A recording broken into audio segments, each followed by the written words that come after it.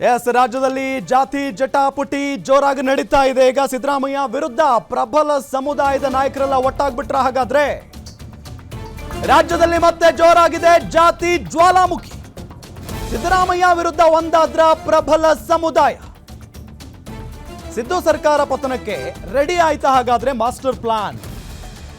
ಲಿಂಗಾಯತ ಒಕ್ಕಲಿಗ ಒಂದಾಗಿ ಸಿದ್ದು ವಿರುದ್ಧ ತಂತ್ರವನ್ನ ಹೆಣಿತಾ ಇದ್ದಾರೆ. ಶಾಮನೂರು ಶಿವಶಂಕರಪ್ಪ ನಿವಾಸದಲ್ಲಿ ಗೇಮ್ ಪ್ಲಾನ್ ರೆಡಿ ಆಗಿದೆ. ಸಿದ್ದು ವಿರುದ್ಧ ಕ್ಯಾಬಿನೆಟ್ ಸಚಿವರೇ ತಿರುಗಿ ಬಿದ್ರ. ಒಕ್ಕಲಿಗ ಲಿಂಗಾಯತ ಸಚಿವರ ಸಸ್ಪೆನ್ಸ್ ನಡೆ. ಕಾಂಗ್ರೆಸ್ ಸಚಿವರಿಂದಲೇ ಸರ್ಕಾರ ಕೆಡವೋದಕ್ಕೆ ಪ್ಲಾನ್ ನಡೀತಾ ಇದೆಯಾ? ಹಾಗಾದ್ರೆ ಅಷ್ಟಕ್ಕೂ ಶಾಮನೂರು ನಿವಾಸದಲ್ಲಿ ನಡೆದ ಸಭೆಯಲ್ಲಿ ಅಸಲಿಗೆ ಏನೆಲ್ಲ ಚರ್ಚೆ ಆಯಿತು? ಈ ಕುತೂಹಲ ಅಂತೂ ಇಡೀ ರಾಜ್ಯದ ಜನರಿಗಿದೆ. ಮೊದಲು ಜಾತಿ ಜನಗಣತಿ ಜಟಾಪಟಿ ಶುರುವಾದಂತಹ ಸಂದರ್ಭದಲ್ಲಿ ಸಪರೇಟ್ ಆಗಿ ಅವರವರ ಸಮುದಾಯದ ನಾಯಕರು ಸಭೆ ನಡೆಸ್ತಾ ಇರೋದನ್ನ ಗಮನಿಸಿದ್ವಿ ಮತ್ತು ವಿರೋಧವನ್ನ ವ್ಯಕ್ತಪಡಿಸ್ತಾ ಇದ್ರು ಬಹಿರಂಗವಾಗಿ. ಕೆಲವೊಂದಿಷ್ಟು ನಾಯಕರು ಸಮರ್ಥನೆ ಕೂಡ ಮಾಡ್ಕೊಳ್ತಾ ಇದ್ರು. ಆದ್ರೆ ಇನ್ನು ಕೆಲವೊಂದಿಷ್ಟು ನಾಯಕರಂತೂ ಬಹಳ ವಿರೋಧವನ್ನ ವ್ಯಕ್ತಪಡಿಸಿದ್ರು.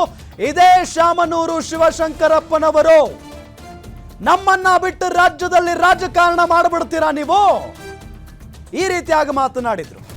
ಅವರ ನೇತೃತ್ವದಲ್ಲಿ ಒಕ್ಕಲಿಗರು ಕೂಡ ಬಂದು ಒಂದು ಚರ್ಚೆಯನ್ನ ನಡೆಸಿದ್ದಾರೆ, ಸಭೆಯನ್ನ ಮಾಡಿದ್ದಾರೆ. ರಾಜ್ಯದ ಪ್ರಬಲ ಸಮುದಾಯ ಸಿಎಂ ಸಿದ್ದರಾಮಯ್ಯನವರಿಗೆ ಈ ಮುಖೇನ ಎಚ್ಚರಿಕೆಯ ಸಂದೇಶವನ್ನ ರೆಡಿ ಕೊಡ್ತಾ ನಿಮಗೆ ಫೋಟೋದಲ್ಲಿ ನಾವು ತೋರಿಸ್ತಾ ಇದ್ದೀವಿ. ಪ್ರಬಲ ಎರಡು ಸಮುದಾಯಗಳ ನಾಯಕರು ಸಭೆಯಲ್ಲಿ ಯಾರೆಲ್ಲ ಭಾಗಿಯಾಗಿದ್ರು ಅವರ ಫೋಟೋಗಳಿದು. ಈ ಮುಖೇನ ಅಕಸ್ಮಾತ್ ಆಗಿ ಈ ಒಂದು ವರದಿಯನ್ನ ಜಾರಿ ಮಾಡಿದ್ದೇ ಆದರೆ ಸರ್ಕಾರದ ವಿರುದ್ಧ ಎರಡು ಪ್ರಬಲ ಸಮುದಾಯಗಳು ನಿಲ್ಲಬೇಕಾಗುತ್ತೆ ಅನ್ನೋ ಸಂದೇಶವನ್ನ ರವಾನೆ ಮಾಡಿದ್ದಂತೂ ಬಹಳ ಸ್ಪಷ್ಟ. ಕಾಂಗ್ರೆಸ್ ಸಚಿವರೇ ಭಾಗಿಯಾಗಿದ್ರು ಈ ಒಂದು ಸಭೆಯಲ್ಲಿ.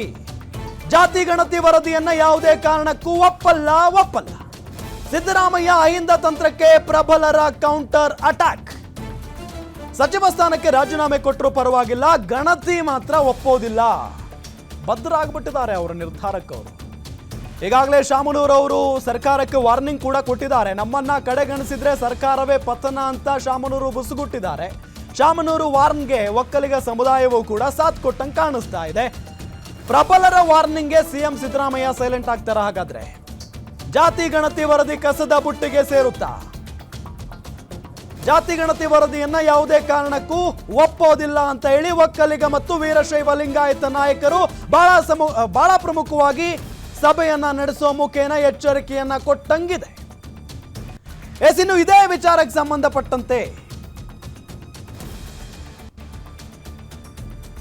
ಮಾತನಾಡಿದ್ದಾರೆ, ಕೇಳಿಸ್ಕೊಳ್ಳಿ. ನಮ್ಮ ಸಂಖ್ಯೆಗೆ ಅನುಗುಣವಾಗಿ ನಮಗೆ ಮೀಸಲಾತಿ ಬೇಕು ಅನ್ನೋ ಬಗ್ಗೆ ಚರ್ಚೆ ಮಾಡಿದ್ವಿ. ನಮ್ಮೊಟ್ಟಿಗೆ ಇನ್ನೂ ಸಾಕಷ್ಟು ಹಿಂದುಳಿದ ಜಾತಿಗಳು ನಮಗೆ ಅನ್ಯಾಯ ಆಗಿದೆ. ನಾವು ಪ್ರಬಲ ಜಾತಿಗಳೊಟ್ಟಿಗೆ ಪೈಪೋಟಿ ಮಾಡೋಕ್ಕಾಗಲ್ಲ. ನಮಗೆ ಪ್ರತ್ಯೇಕವಾದಂಥ ಇದು ಬೇಕು.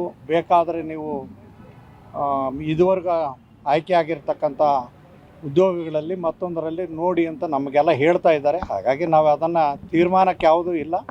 ಕೇವಲ ಸಾಹೇಬ್ರ ಜೊತೆ ಅನೌಪಚಾರಿಕವಾಗಿ ಚರ್ಚೆ ಮಾಡ್ಕೊಂಡು ಬಂದಿದ್ದೀವಿ. 5 ವರ್ಷದ ಹಿಂದೆ ಅಂಕಿ ಸಂಖ್ಯೆಗಳು ಇರೋದು, ಈ ವರದಿನ ಒಪ್ಕೋತೀರಾ ಅಥವಾ ತಿರಸ್ಕಾರ ಮಾಡ್ತೀರಾ? ಇದನ್ನ ಒಪ್ಪಲಿಕ್ಕೆ ಸಾಧ್ಯವೇ ಇಲ್ಲ.